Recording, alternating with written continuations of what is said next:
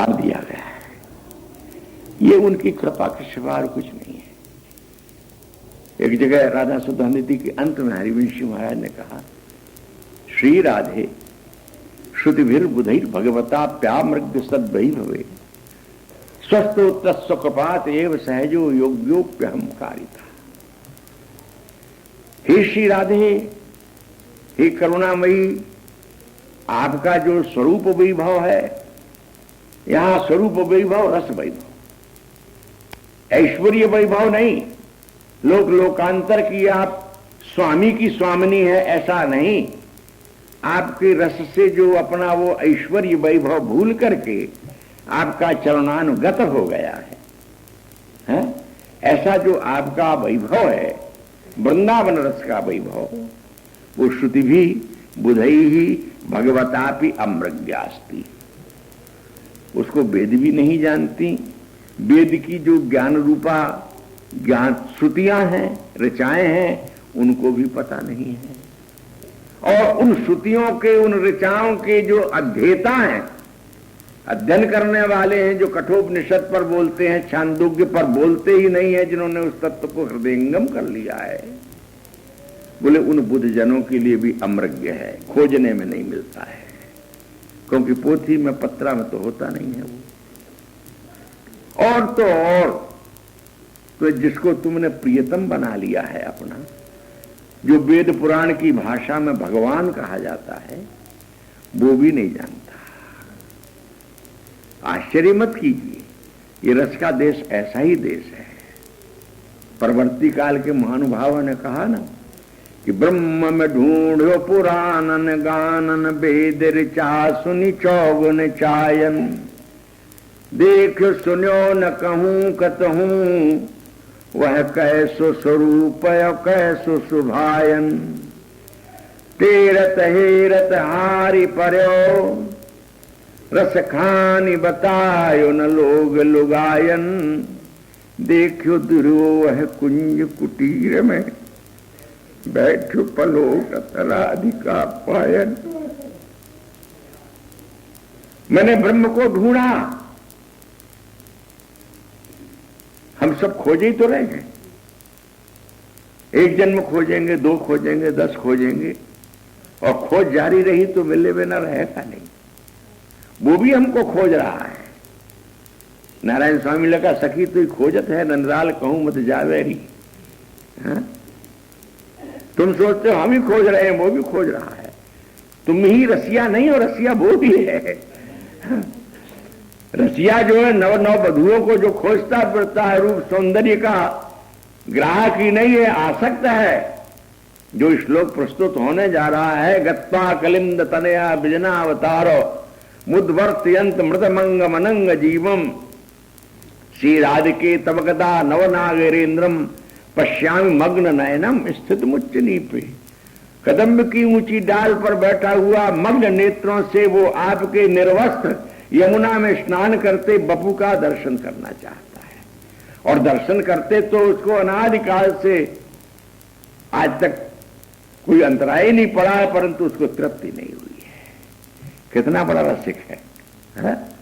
आज क्यों बैठा है कदम्ब की नीप की डाल में? वो निरावरण छवि का दर्शन करना चाहता है। क्योंकि जब जब छवि, जहां जहां जिन अंगों की छवि से वो मोहित हुआ है, और प्रिया ढांप लेती है, क्योंकि वो जानती हैं कि ये होश में नहीं रहेंगे।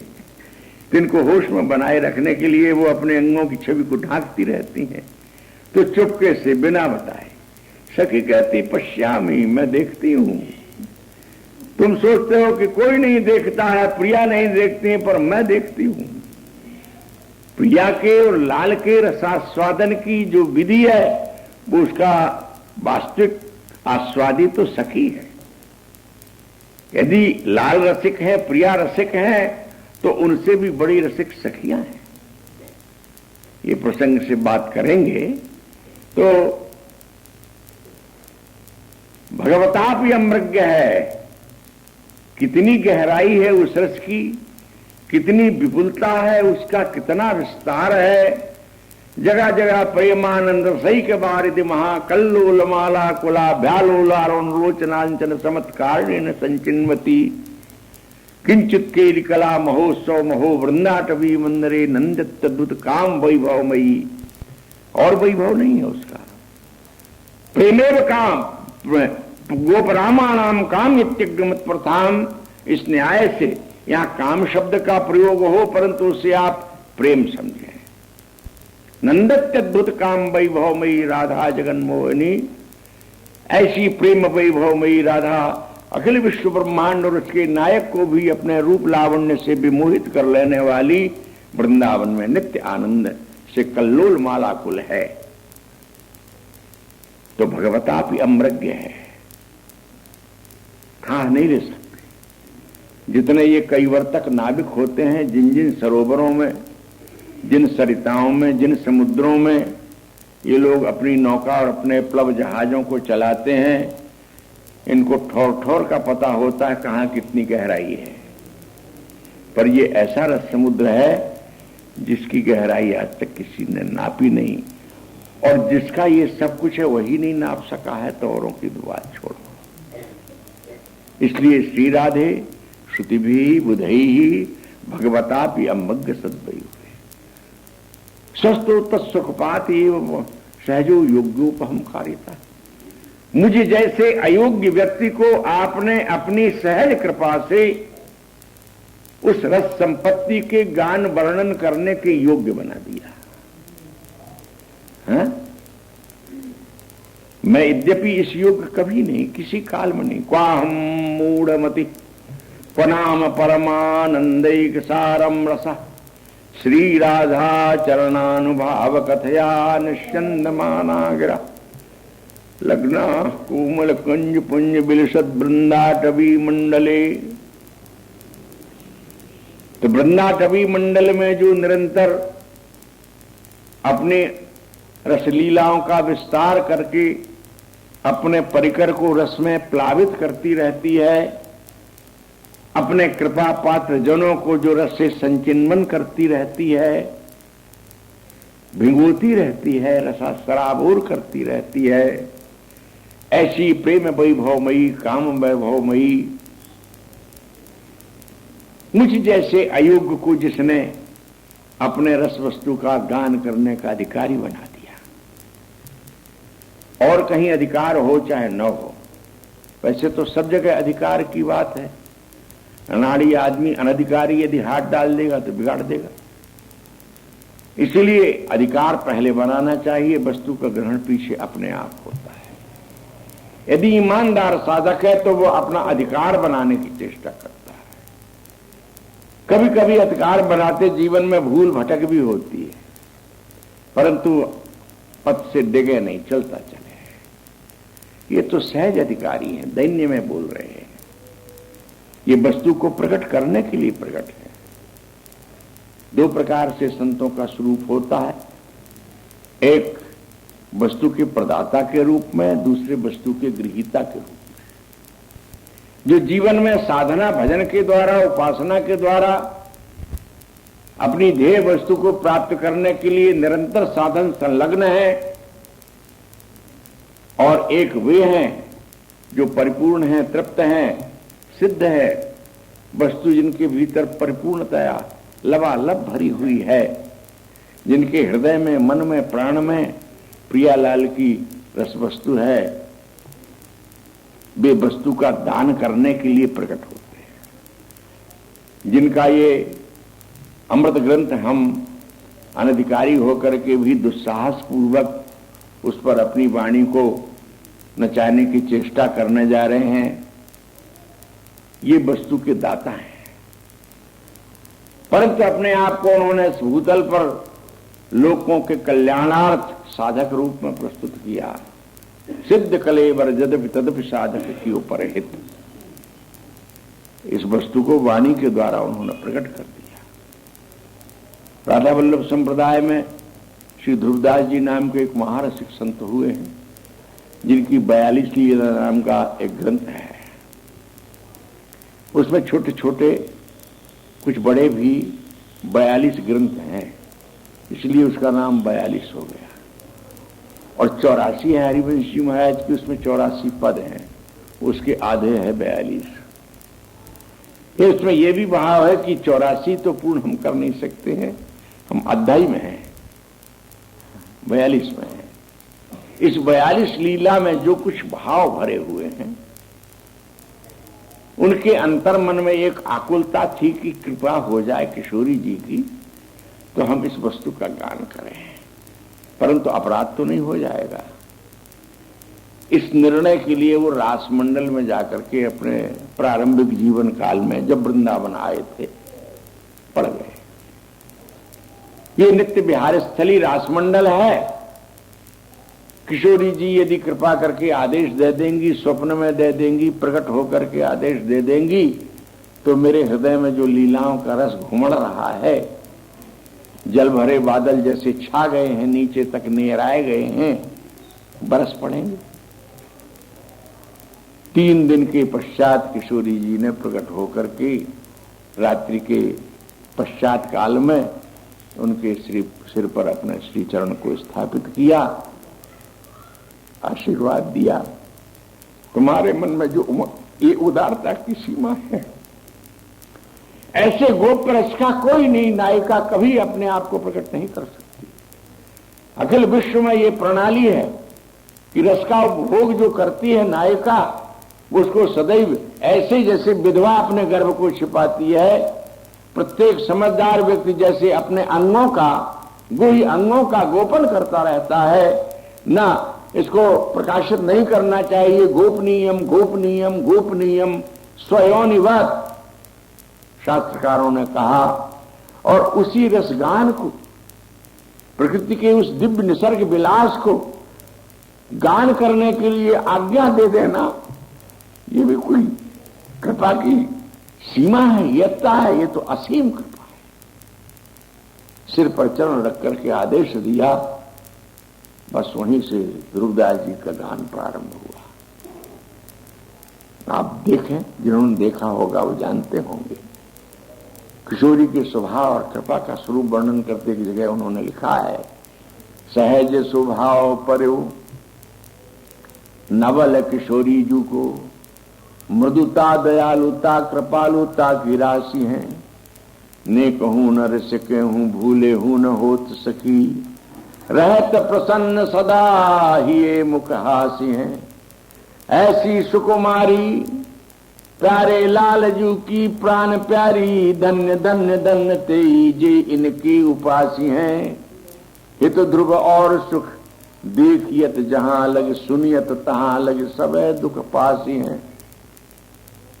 सहज स्वभाव परा है जिनका, नवल किशोरी का, मृदुता का, दयालुता का और कृपालुता का, जो कभी रिश करना तो जानती नहीं, भूले भी नहीं जानती, सदा प्रसन्न रहती है। ये में प्रसन्नता और मुखमंडल पर मुस्कान की छवि, ये मुखहासी। ऐसी सुकुमारी, तन से सुकुमारी, मन से सुकुमारी, वचन से सुकुमारी, कर्म से सुकुमारी।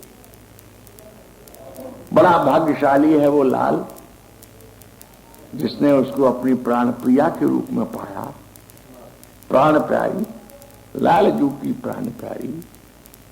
लाल धन्य नहीं है, धन्य वे है जो इन चरणों के उपासक हैं। धन्य धन्य धन्य, तथा एक बार धन्यवाद नहीं दिया, धन्य धन्य धन्य तेईजे इनकी उपासी।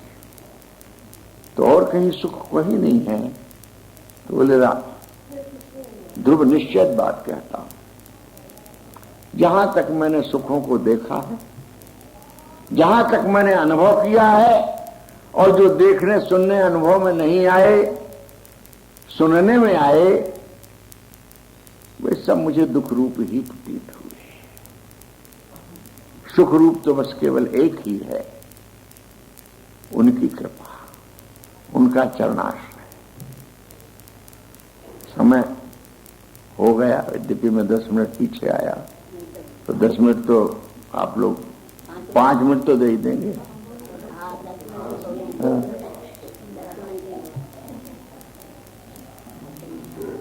बिहारी जी कहीं नहीं भागते, भक्तमाल में ऐसे लिखा हुआ है, नाम बसाएं वैकुंठे योगी नाम हृदय न च मद भक्ता यत्र गायंती तत्तिष्ठामि नारद। नारद से ठाकुर जी ने कहा, न मैं वैकुंठ में रहता हूं, न गोलोक में, न साकेत में। मेरे भक्त लोग जहां मेरी बात करते रहते मैं वहीं रहता हूं, जहां मेरी प्रीति के गान करते रहते वहीं रहता हूं। तो वो यहीं आपका दर्शन करते हैं। 5 मिनट की बात, सारांश ये कि ऐसी सुकुमारी किशोरी जी का ये रस केवल श्री वृंदावन में, और उसका गान किया है जिनके लिए विशेषता प्रकट करने में हमारे पास कोई शब्द नहीं है। ऐसे रसिक शिरोमणि रसिकाचार्य श्री गोस्वामी हरिवंश जी महाराज, साक्षात हित का स्वरूप प्रकट प्रेम को रूपधर श्री हरिवंश उदार, ये राधा सुधा निधि, इसका मूल नाम रस सुधा निधि है। रसरूप है राधा, इसलिए रस शब्द का पर्याय करके परवर्ती काल में महानुभावों ने इस ग्रंथ का नाम रख दिया रस सुधा निधि की जगह राधा सुधा निधि। राधा ही रस है, रसमूर्ति तलल्लतावम ज्योति परम भगवतो रतिमद रहस्यम यत् प्रादुरस्ति कृपया वृषभानुगी स्यात् किंकरी भवितमेव ममाभिलाषा। अभिलाषा के रूप में प्रकट किया। ऐसी जो गौरांगी रसमूर्ति साक्षात जैसे विद्युत लता सौदामिनी बिजली, बिजली आकाश में जैसे मेघ के साथ चांचल्य प्रकट करके लीन हो जाती है, ऐसी जो कृपा पूर्वक वृषभानु भवन में प्रकट हो गई है, उसकी किंकरी हो जाऊं ये मेरी अभिलाषा है। शायद कभी ऐसा हो सकेगा, क्योंकि यदि हम साधन की मार्ग से उसे प्राप्त करना चाहें तो वो असंभव है। यह गुण साधन तय नहीं हुई, ये तो कृपा साध्य है। या रस को तब ही अधिकारी कृपा करहीं श्री राधा प्यारी, और कृपा नागरी तब ही करे जब श्री हरिवंश सुकर सिर धरे। इसलिए भजरे मन दिन रैन, मत आवे किसी के समझ में ये बात दूसरी है, पर सत्य यही है। रसदेश की उपलब्धि में इन सखियों के, इन रसिकाचार्यों के अनुगत्य के बिना, प्रपत्ति के बिना, शरणागति के बिना लाख लाख बात करते रहो, ये साधन से संपन्न होने वाली बात नहीं है। समय बहुत है, बात तो बहुत सी सिलसिले में प्रकट होती हैं, परंतु उन वार्ताओं को हम प्रणाम करके वहीं विश्राम देते हैं। आज के प्रसंग में, पिछले प्रसंग में हमने ऐसा हमको श्री परशुराम जी ने बताया है कि 22 श्लोक तक ये वार्ता हुई है। तब हम इसको स्वतंत्र अपने महानुभावों के वचनों में जैसे समझा, मस्तिष्क में, हृदय में जैसे उतरा, ऐसे ढंग से कह देते थे। आज जब इस ग्रंथ की व्याख्या देखने लगे तो मन में आया कि इसको रसकुल्या ग्रंथ सामने है तो चलो उसी का आश्रय लेके उसको विराजमान करके आगे चलें, इसलिए हम इस ग्रंथ को ले आए। पहले आज से 3-4 वर्ष पूर्व तब शरीर स्वस्थ भी था, मन भी स्वस्थ था, प्रारंभ किया, पर श्री जी की इच्छा कुछ विलक्षण थी। 58 श्लोकों तक हमने राधा सुधा निधि की कथा की और हमारे एक शिष्य महोदय ने उसको टेप भी किया, पर उनको ये ध्यान नहीं रहा। गर्मी के दिनों में 10 पंखे चलते रहे और उन पंखों की भरभराहट की आवाज में हमारी आवाज खो गई। वो कैसे थे, और एक भगत ले गया तो उसने एक एक के साथ बना करके लाके पटक दिया, तो एक स्टोर भरा पड़ा हुआ है उनसे। अब उसमें से निकाल लेना बड़ा कठिन हो गया है। तो मन में विचार आया कि फिर चलो एक बार यदि आंखें काम करेंगी तो हम उसी का आश्रय लेकर के और 23वां श्लोक, संयोग की बात देखो, आज तारीख 22 और 23 में प्रारंभ हो रहा है। गत्वा कलिंद तनया विजनावतारो मुद्वर्तयंत मृतमंग मनंग जीवम श्री राधिके तब कदा नवनागरेन्द्रम पश्यामि मग्न नयनम स्थित मुच्चनी पे। सखी कहती है, पिछले श्लोक में जो निकुंज विहार का वर्णन किया गया, श्रम का निवारण करने के लिए आप मुझे साथ में लेकर के श्री यमुना के एकांत घाट में स्नान करने के लिए पहुंचेंगी। कलिंद नंदिनी के गोद में आप जाकर के जब स्नान करना चाहेंगी कि तो मैं आपके शरीर को मलूंगी, उद्वर्तन करूंगी, उबटन इत्यादि लगाऊंगी। जल में खड़ी हैं सखी स्वामिनी दोनों, और प्रियतम दर्शन का वियोग नहीं सह पाते हैं। वैसे तो निरंतर दर्शन करते हैं, पर आज अपने नेत्रों को निरावरण छवि का सुख देने के लिए कदम्ब के वृक्ष की ऊंची डाल पर विराजमान होकर के स्वामिनी का दर्शन कर रहे हैं। स्वामिनी तो नहीं दर्शन कर पा रही उनका, उनसे छिप करके, इसलिए लाल की इच्छा को वो मनोपूर्ण कर रही है। सर्वज्ञ होकर के भी अज्ञ बनी हुई है। और सखी जो रस की आस्वादिका है, वो कहती है कि मैं देखती हूं, तुमको भी देखती हूं और यहां सेवा भी कर रही हूं। संक्षेपता ये श्लोक जो है, अब श्री हरिलाल व्यास रसकुल्याकार इस संबंध में क्या कहेंगे, सो कल विचार करेंगे। आज यहीं इस वार्ता को विश्राम देते हैं। बोलिए श्री राधा वल्लभ लाल, जय जय श्री राधे, जय राधे जय राधे राधे, जय राधे जय श्री राधे,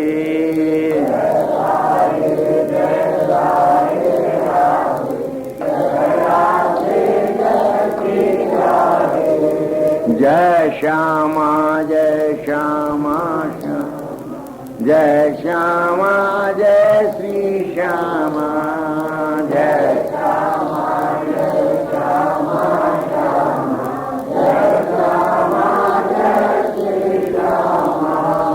श्री राधा वल्लभ लाल की, श्री धर्मचंद्र महाराज की, समस्त रसिक मंडली की जय। जय श्री राधे।